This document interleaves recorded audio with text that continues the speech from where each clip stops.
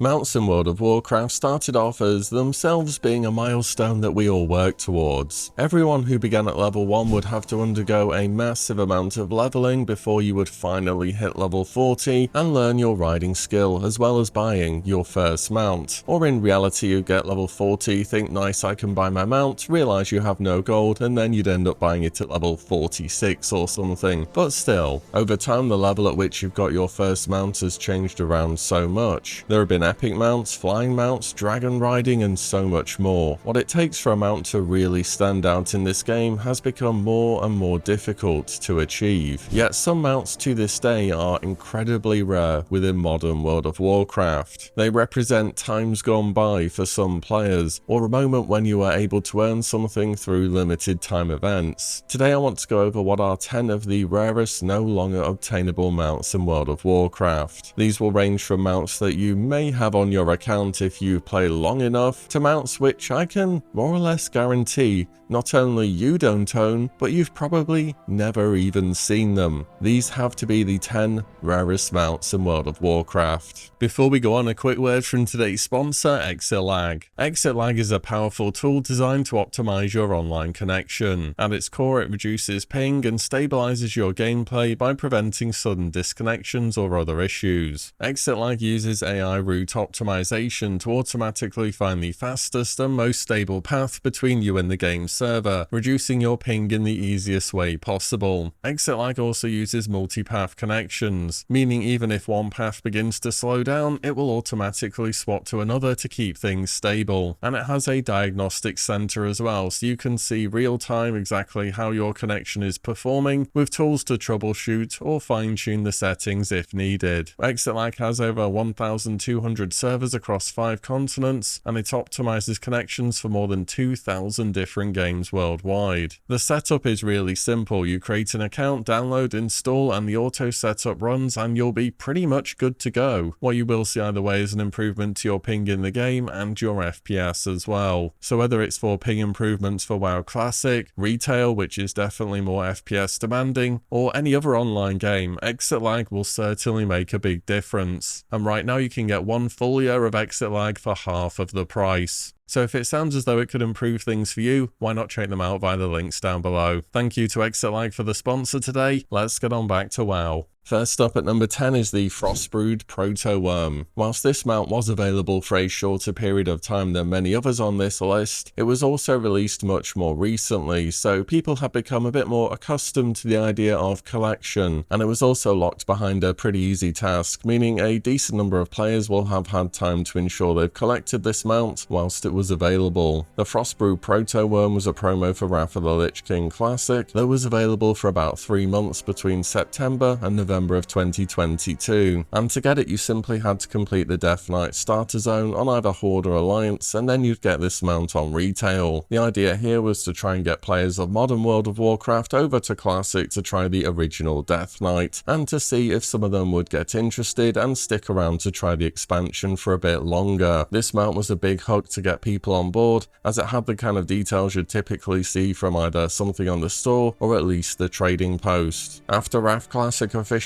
released, this mount was made unobtainable, and there hasn't been a way to get it since, though unlike some of the other mounts I'll talk about today, I could see Blizzard possibly adding this back into the game one day in some way or another. Next is one of the earliest mounts to be made discontinued on this list, and that is the Amani Warbear. Chances are if you played TBC Classic, you now have this mount in your collection. I mean, I feel like everyone who played the patch where Zul'Aman dropped even a little bit ended up getting this bear. At the time when the Amani Warbear dropped too, bear type mounts were super rare within the game, so to have earned this made you really stand out amongst the crowd. To obtain it was, well, fairly straightforward. You just had to have defeated all the animal-themed bosses in Zul'Aman within a 25-minute time frame. So at the start of the dungeon, you begin with 15 minutes, and then the first and second bosses would add a further 5 minutes each to the timer. If you were able to do this, a prisoner that was due to be sacrificed would give you a bag that would contain the mount guaranteed, meaning if you were doing this place daily, you'd get this mount pretty quickly, especially if you're running with guildies. Of course, back in the day, this was seen as much more of a speed run, and the rarity of the mount in retail speaks to how much more of a challenge this was seen as being at the time. Jeff Kaplan had some words about the removal of this mount in fact. He says once Wrath goes live, you'll no longer be able to obtain the Zulaman bear mount by saving all 4 prisoners in the timed run. To be clear, the Zulaman bear mount is supposed to be an item of very high prestige, and we want players who have earned it during the appropriate era to be recognized for their accomplishment. Later, still in Cataclysm, when Blizzard brought back Zulaman and ZG as 5-player dungeons, they re-added in a bear mount for saving prisoners, calling it the Amani Battle Bear, as a bit of a throwback to the original, though let's be real, the War Bear has always looked way cooler. Next I want to talk about a bunch of mounts actually, all of those that can be obtained as an ahead of the curve achievement reward. Traditionally in World of Warcraft now, defeating a final boss of an expansion since Mists of Pandaria on either Heroic or Mythic has earned you a unique mount to show off. So far those are the Kor'kron Warwolf from Garrosh Hellscream in Mists of Pandaria, the Grove Warden from Archimonde in Warlords of Draenor, the Violet Spellwing from Argus in Legion, the Uncorrupted Voidwing from the Zoth in BFA, and most recently the Carcinized Zeref Steed from the Jailer in Shadowlands. In Dragonflight they had a dragon riding customization to resemble Fyrakk as a mount, instead of him himself actually just giving you some kind of mount. So I guess this kind of counts as well. Either way, the nature of ahead of the curve requires you to defeat what is a reasonably difficult boss on at least a heroic difficulty level, meaning this can be quite challenging to do, especially if you're not actively raiding within a guild, though since you do have the entire patch to defeat the boss, by the end of it with all the power creep in the game and potential nerf, things do tend to become much easier, or you can just get boosted as well to be fair, can't you? Still, whether you just have 1 or 2 of these or all of them, I think they definitely count as some of the rare amounts in the game. So I think with those first 3 there is a pretty good chance that you've managed to get at least some of them. From here on out things are going to start to get a lot more challenging. Well, at least in terms of having these mounts on modern World of Warcraft. On Classic, there's a pretty good chance you have them, but that's its whole own different thing. At number 7 though is the Reigns of the Black Proto-Drake. This was awarded through the meta achievement Glory of the Raider 25 in Wrath of the Lich King. As achievements were first rolled out in Wrath, this was the first set of meta achievements to award a mount, though I believe we didn't know at the time that the mount would be removed and that it was a limited time thing. The achievement in question involved you completing max 25 whilst meeting a bunch of different requirements, such as how many players you brought, defeating bosses within a certain time frame and so on. And whilst Nax and tier 7 for that matter were infamously face roll, as well as this mount being available for about 5 months, it's still pretty rare within the game. Also, this isn't to be confused with the Reigns of the Plagued Proto-Drake either. This was awarded from the Glory of the Raider 10-man achievement, however this was re-added into the game via the Black Market Auction House during Mists of Pandaria, whereas the Black Drake wasn't. Also, this was one of the very few 310% speed flying mounts in the game at this time. Up to Wrath, the only way to get this speed on a flying mount previously was a rank 1 PvP mount or Ashes of Allah, so this speaks to the prestige that Blizzard and the players would have associated with this mount back in the day. In fact, you couldn't even train 310% flying speed until Cataclysm, but the Black Proto-Drake is still a rare sight in retail, despite it being seen as one of the easier meta achievement mounts from original World of Warcraft. Next up, we're heading into Trial of the Grand Crusader for some more unavailable mounts. First is a set of mounts that could be earned from completing a tribute to Insanity 10 player. This involved completing Trial of the Grand Crusader on 10 player without having white. This awarded the Swift Alliance Steed or the Swift Horde Wolf, depending on your faction. Trial of the Grand Crusader was the raid where they pushed the most rewards possible with the whole attempt system intact. In fact, you had 50 attempts per week on heroic mode back then, so if you wiped 50 times, that was it. The bosses despawn and you just had to come back next week and try again. Trial of the Grand Crusader was also the first raid to take on the heroic mode difficulty that had been used in dungeons since TBC. Whilst Ulduar before it had hard mode that could be activated on some bosses by taking certain actions, heroic was simply a difficulty you set the raid to before entering, and really it works the same way as it does today. Also back in the day during original Wrath, no lockouts were shared between Trial of the Crusader 10 and 25 and Trial of the Grand Crusader 10 and 25, so you could do this raid 4 times per reset if you wanted to, and the gear was a big step up from Ulduar. Remember, Blizzard actually buffed loads of the gear here in Ulduar to make it more competitive during Wrath Classic, so a lot of people really spammed this raid back in the day. I bet many successful 25 player guilds downscaled to farm 10 for some items and to grab the achievements and their rewards as well. In Wrath Classic, Blizzard also made 10 and 25 share lockouts across different difficulties amidst concerns that players would burn them out spamming this raid on all difficulties, as people had the tendency to do back in the day, which for our modern gaming crowd was probably the right call. So in Wrath Classic, if you were committed to a 25 player guild, you'd have had to have foregone a week of loot to try at this achievement. I did Trial of the Grand Crusader every single reset,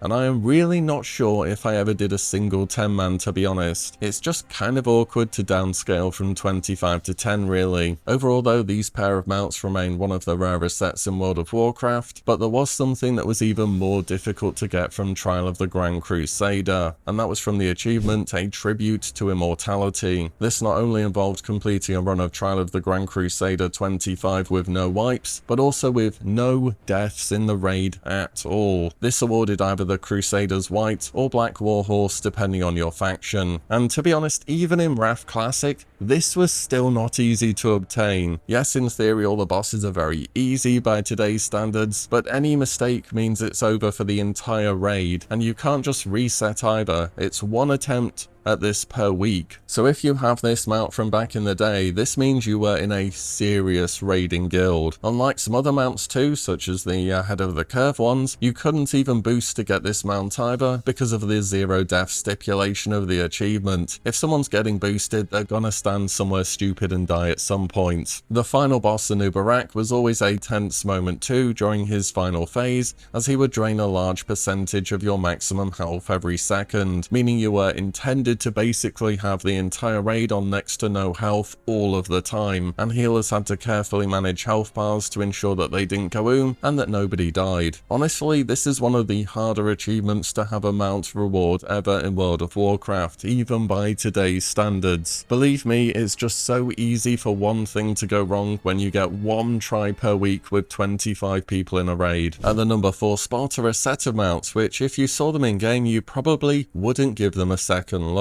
You just think, oh, it's some low-level player on a very standard-looking starter mount. But in reality, these are some of the rarest mounts in the game, and these are all of the original epic mounts within World of Warcraft. They rode at 100% speed, but they didn't have armor, as the epic mounts that came later did. These were obtainable during vanilla from launch up to patch 1.4. After 1.4, Blizzard added updated mount models into the game, the same ones that exist today, and offered you the chance to trade in your old epic mount for a new one. Some players, however, had grown attached to their first epic mount, and even though the updated ones definitely had more flair to them, they kept on to their original mount, which many years later turned out to be a decision that a lot more people would have made if they knew the rarity these mounts would have. These mounts have also never existed in our classic timeline either. Blizzard were asked about adding them before release, and they said they didn't want to add them into the game, as players may have felt pressured to level fast and to earn tons of gold to buy them before they would have been discontinued in accordance with when this would have happened originally. I mean, they could have just added them in and left them there, but things were very no changes back then, so Blizzard were doing right by the community with this attitude. These mounts are the only ones that didn't return to the game with Classic, so if you still have one today on retail, they should always retain their rarity, which is pretty cool. On to the top 3 now for mounts, and these are the ones which are super rare. First is the Black Kiraji Resonating Crystal used to summon the Black Battle Tank mount. The undertaking to earn this mount was a truly legendary feat, and as you may well know, was tied to the opening of the Gates of AQ during vanilla World of Warcraft. The rarity of this mount in modern WoW really has several factors. Only a handful of players per realm would realistically be able to achieve this mount in the limited time frame when it was available. This was because a massive quest chain to obtain the Scepter of the Shifting Sands had to be completed, alongside the war effort too, which involved turning in literally millions of items between each faction. After both of these steps had been completed, any player with the scepter could sound the gong outside of AQ, starting the 10-hour war. Any other player with a scepter also had to turn the quest in during this time frame, otherwise they would have missed their window and would be unable to get the mount. The server-wide effort that went into this was, without exaggeration, still probably the most ambitious event Blizzard has ever held within the game, and taking part in this and going for the mount would have been your entire life for several weeks in a row. Due to one player being able to bang the gong to start the event, the limited time nature of it, and the server-wide collaboration, it's not hard to picture why so few players earned this mount back in the day. Now during Classic, it's quite a different story of course. Whilst it was still as ever a monumental effort, you bet that a lot more people this time around wanted to earn themselves that Scarab Lord title and mount. As such, people would collude between factions to ensure that designated players had farmed their scepters and were ready to turn the quest in prior to the war effort completing. As far as I know, the Russian server Flamegore counted the largest number of Scarab Lords with 90 in total. This would have been totally unimaginable back in the original vanilla. Still, with so many more people earning this title amount, it really isn't all that common in Classic and much less so in retail. But wait, there is more. Did you know at the start of Wrath of the Lich King, Blizzard released a new set of realms for World of Warcraft due to the growth of the game. These new realms had auto-completed the war effort part of the AQ40 quest, but the gong had never been rung. This meant that people transferred over there with the materials for the quest and raced to complete it as soon as possible, and then earn themselves a Scarab Lord title and mount in Wrath of the Lich King legitimately. In fact, according to references online, there was a player that was able to do this some 5 days after these new realms released.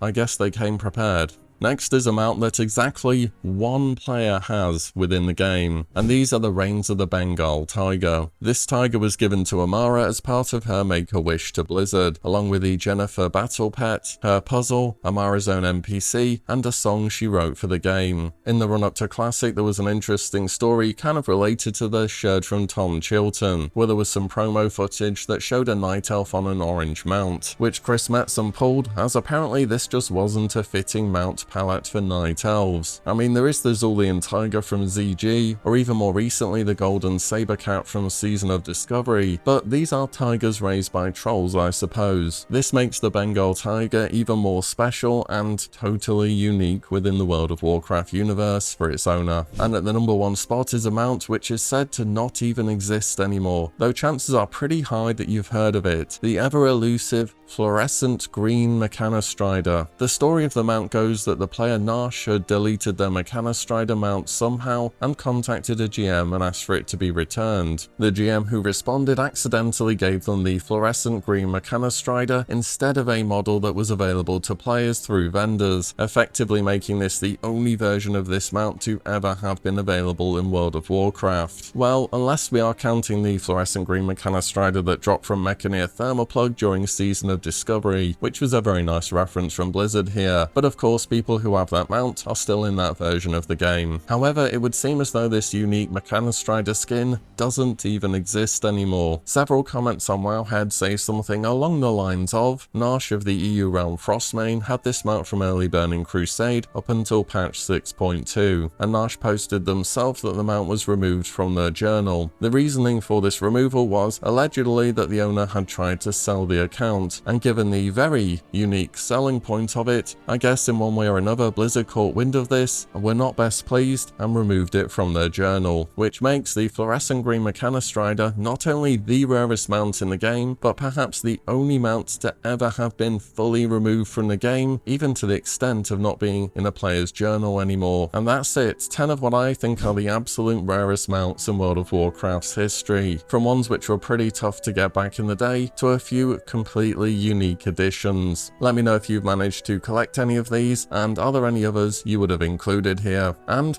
as always, thank you all so much for watching and listening in, and I shall see you all in the next one very soon.